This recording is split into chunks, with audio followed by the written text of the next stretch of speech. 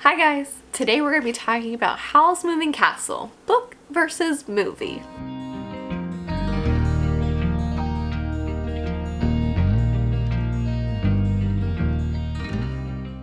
Okay, that title's probably a little bit misleading. I'm not here to explicitly proclaim that one version is better than the other. I think both the book and the movie are excellent works of art in their own right. I just thought it would be fun to kind of talk about my thoughts on them and what I think each version did well, and just the general differences between the two.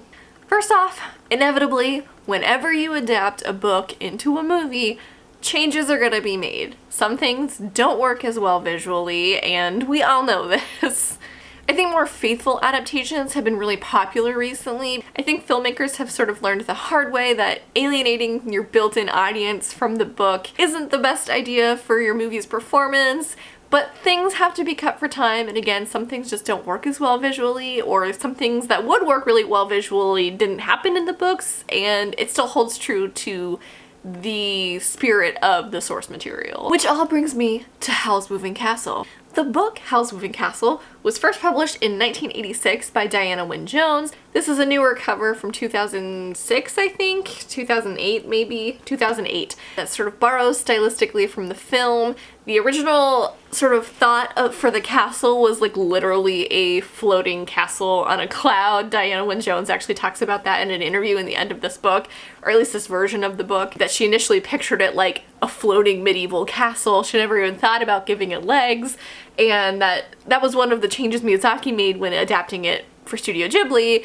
that she actually really liked. So I think this version of the castle just has so much character, and I'm really actually glad that they went with that direction in the movie.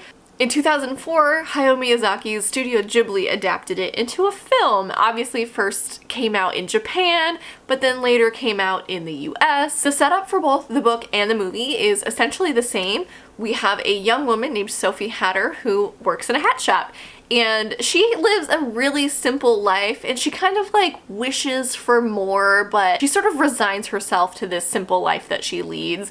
In the book especially, she's the eldest sister, and eldest siblings aren't destined for anything great, so she's learned to sort of settle. One day, her shop is visited by an evil sorceress known as the Witch of the Waste, who for some reason casts a spell on Sophie and curses her to be an old lady.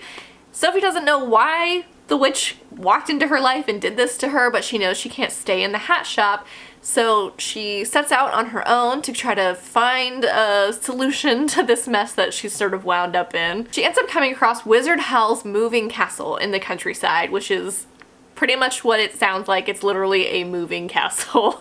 Howl himself does not have a great reputation. He's actually widely feared for eating young women's hearts and being sort of a scary figure. But where Sophie is an old lady now, she figures I'm probably safe from this and sort of invites herself in. She figures Howl can probably save her or help her with his spell, but part of the curse is she can't even say she has a curse on her, much less ask for help in ending it. So yeah, she invites herself in, but before she even comes across Wizard Howl, she meets his assistant Michael and his fire demon Calcifer. Calcifer recognizes that there is indeed a curse on Sophie and basically strikes up a deal with her. He's set in a contract with Wizard Howl and he can't get himself out of it, but Sophie could potentially end it. So if Sophie ends his contract, he will help her out of her curse. Sophie agrees, figuring why not, and she's comfortable by the fire and she does not want to leave, so she takes up residence as Howl's new cleaning lady because his castle is filthy and she needs a cover, basically, to stay. This is basically where the similarities between the two really end. There are obviously other smaller details, but these are like the major details that are the same in both. Perhaps, obviously, the book is quite a deal more complicated than that. While the central plot still revolves around Sophie and Howl, it also juggles subplots involving Sophie's two sisters, Howl's playboy ways, his extra-dimensional doorway to his homeland of Wales, Sophie's own magical abilities, a missing prince, and a missing royal wizard. Now, if you've seen the movie, some of these plot points probably sound at least a little bit familiar. Sophie does indeed have a sister in the movie, though just one, named Letty. and she only has a single scene with her in the entire movie. In the book, Sophie has two sisters, Letty, who's a baker, and Martha, who is a witch's apprentice. And there's a really amusing storyline in which the two switch places because they'd prefer the other's job. So Martha ends up becoming the baker and Letty ends up becoming the witch's apprentice. And they even cast a spell that makes them look like the other. And they truly take each other's place. So Martha goes by Letty at the baker's and Letty goes by Martha at the witch's place. It's a little confusing, not gonna lie. I see why they simplified it for the movie, but it is a really fun subplot and like really actually adds character to Sophie's sisters. Like they're not just there, they have their own things and their own desires and hopes and wishes. And it also leads to a really funny turn of events in which Howl is courting Letty, like truly Letty, and his assistant Michael is courting who he thinks is Letty but is truly Martha.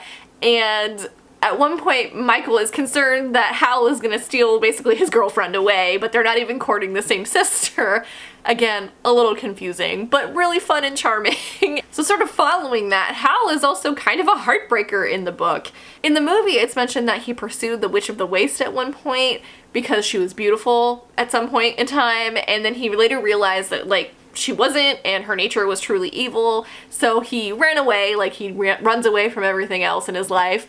And this is true in the book as well, and it's actually like this central problem that truly plagues Howl throughout the book. The Witch of the Waste is set up as the actual antagonist through the entire book, where the movie sort of starts off that way, but then they kind of nerf her and she becomes a secondary villain. In the book, Sophie even has like a showdown with her at the climax of the novel, and it's really so fun to see Sophie like truly take charge for herself and try to save Howl on her own. I also don't love that they sort of neutralized her in the movie because it felt like after that point they didn't really know what to do with her. She was sort of just there for 45 minutes until the end. It just sort of like feels a little distracting from the main action of the movie, so that was a weird choice in my opinion. But yeah, anyways, all that is to say, Howl does spend a lot of his time in the book courting women, and it actually makes Sophie kind of jealous at one point because she starts having feelings for Howl, and she's mad about it. He's basically kind of a fuckboy in the books, and that's where his reputation as a person who, or a wizard who eats young girls' hearts comes from.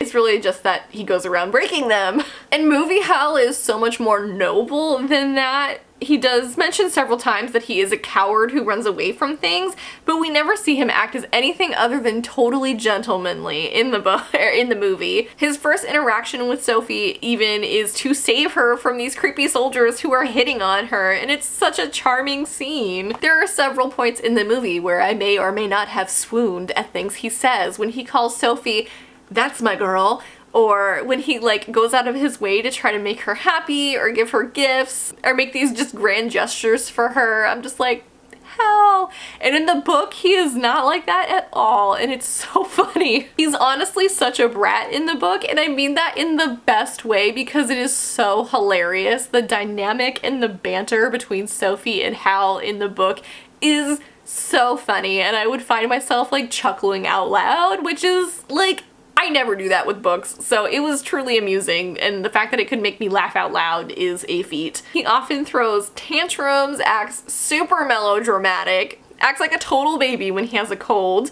At one point he tells Sophie that she's dreadfully nosy, horribly bossy, an appallingly clean old woman, and that she's victimizing us all. And like, can you even imagine movie Howl saying any of those things? You can't, because it would be super out of character.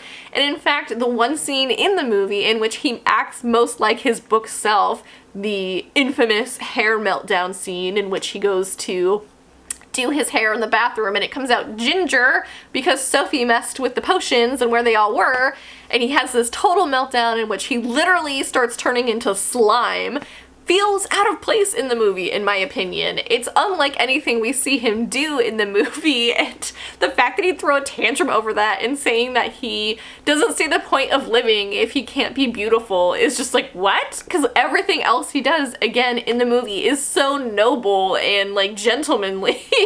It's weird to see him freak out over his hair of all things, and again, it's the most like his book self that we see him be in the movie, but it feels out of place because of the way that they chose to adapt his character for the film. Also in the book, Howl is actually from our world. In the movie, we see this sort of portal doorway that they have, and whenever you turn the door to a certain color, the door will then open to one of several places in the kingdom. In the movie, there's a black door that leads to sort of like this other dimension almost. It's sort of like this weird black thing, space and time.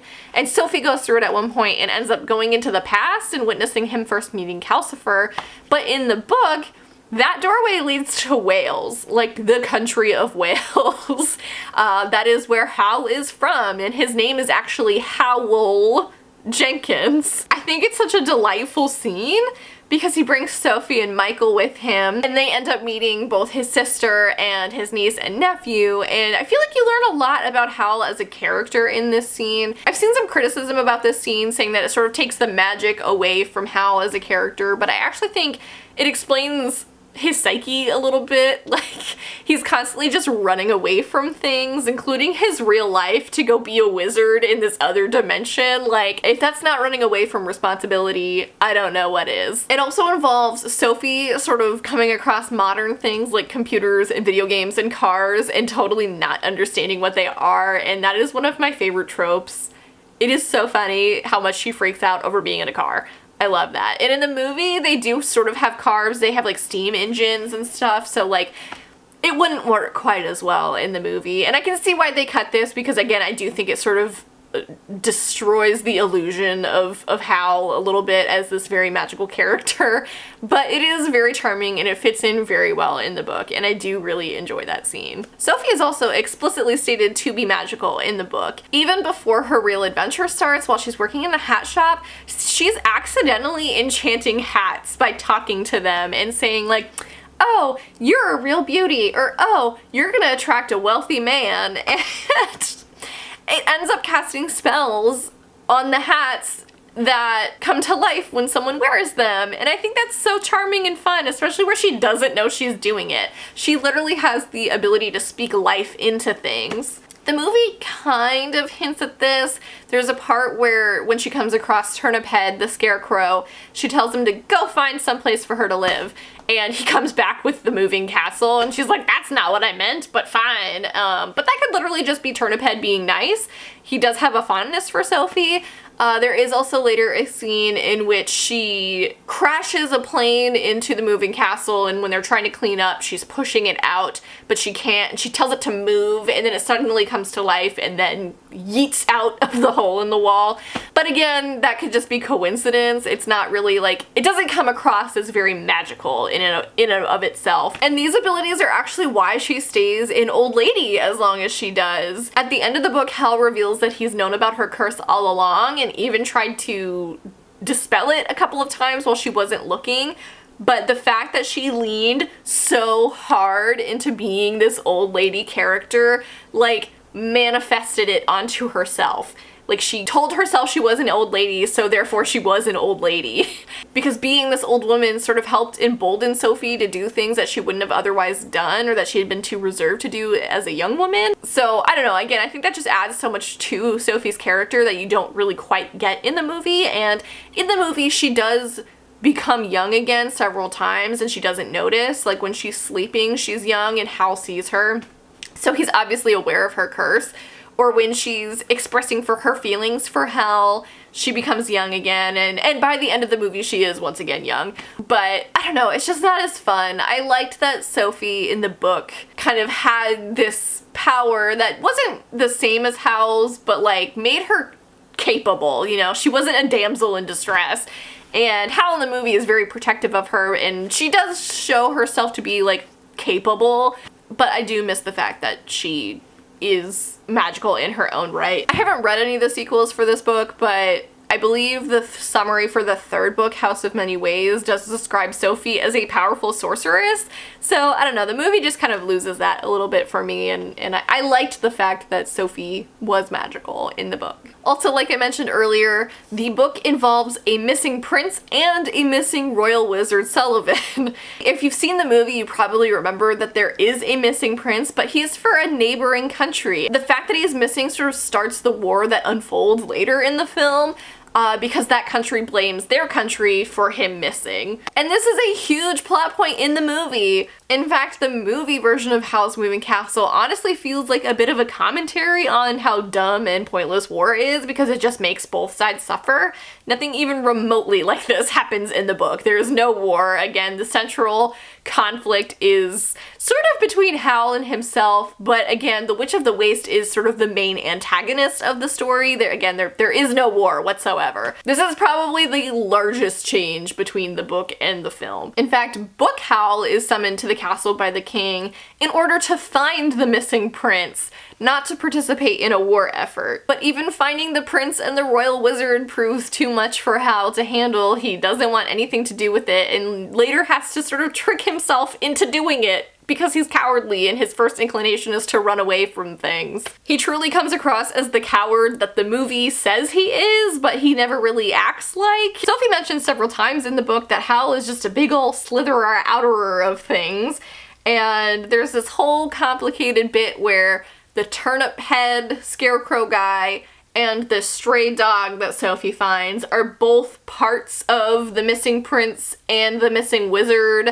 and by breaking both of their curses, they are allowed to become two separate people again. It's a little complicated. Again, I totally understand why they simplified this for the movie. It's a bit convoluted even like within the book itself, but I do think it was handled well, and it was sort of fun that there were that many layers to it, I guess. It wasn't as straightforward as the movie is in that regard. I also thought it was interesting that Wizard Solomon was a woman in the movie. That's really like one of the only gender differences we see between the film and the book. And she was also set up as like the villain, kind of. She's trying to recruit Howl, one, for this war, and two, she's trying to break his sort of contract with Calcifer, which isn't necessarily an evil thing, but she threatens to strip Howl of his powers, which neither Howl nor Sophie want. Ultimately, she wants what's best for Howl in the end, but her means of doing it aren't like super kind. So I wouldn't necessarily call her like a straight up villain, but she's not very likable, which is interesting. I also want to take a quick second to talk about Howl turning into a bird monster thing in the movie, because again, that never happens in the book. That part creeps me out so much as a kid, and honestly, in rewatching it for this video, it still creeps me out. I don't necessarily get why they went this route with it. I think it's probably my biggest, not like complaint, but sort of question mark about the movie. Ultimately, I think it was probably a way to more visually represent Howl's heartlessness and the cost of his contract with Calcifer, but it was harder for me to buy because he acts so much less heartless in the movie than he does in the book, because everything he does is to protect or save Sophie or to try to stop this war from destroying these two countries. So obviously his contract with Calcifer will ruin him in the long run. It's stated both in the movie and in the book, and I don't think in the movie they explicitly say that the Witch of the Waste has a fire demon like Howl, but in the book she does. The Witch of the Waste is supposed to be this example of like what Howl could turn out to be if his contract with Calcifer goes on. But I don't know, just like the bird thing was weird to me. It's not out of place for a Studio Ghibli film. I think stylistically it is very in line with other Studio Ghibli movies. It was just weird to me because again, we never see Howl act as, other than the hair meltdown scene, which was mostly for comedic effect, we never see him act as anything other than noble, really. And even in the book, Howl enters his contract with Calcifer to save Calcifer's life. It's sort of hinted at in the movie that Calcifer is in fact a falling star, and when stars fall in the book, they fizzle out and die. And Calcifer was scared and he didn't want to die, and Howl offered to save him, and the only way to do that was by giving him his heart. So that's not an evil or heartless thing to do in my opinion, but that's just me.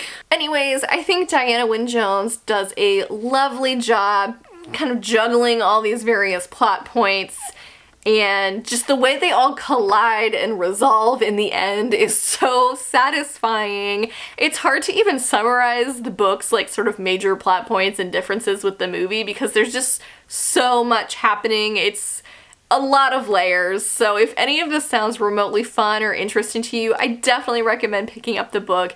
It is so fun. The Studio Ghibli adaptation is a classic for a reason, even though it is super different from the book. I don't think it's a great adaptation in that regard, but I think it's still an excellent film. Arguably one of the most iconic Ghibli scenes is the scene of Howl and Sophie walking through the air over the crowd, and that never happens in the book, but like, how could you be mad at that? It's so cute and charming, and the atmosphere is just so beautiful and whimsical and lovely. I can't complain about that, you know? So yeah, I think even though the elements later in the movie and the film are so drastically different from one another, they both still capture the same feeling. And I think that makes both the book and the movie extremely successful. I'm trying to keep this relatively short and sweet, so I'll stop there, even though I could go on talking about both the movie and book version of Howl's Moving Castle for probably over an hour, but I don't think any of you want to sit here long enough for that. So I'm going to wrap it up here. Please let me know in the comments, have you seen or read Howl's Moving Castle? If so, which was your favorite version? Do you have a favorite? Do you like both for what they are? Do you like the changes that Hayao Miyazaki made in his film? Please let me know down in the comments. I'd love to hear your thoughts. Thank you guys so much for watching. Please feel free to like, subscribe, follow my socials down below, leave a comment down below just to let me know you're here, and have a great day. Bye.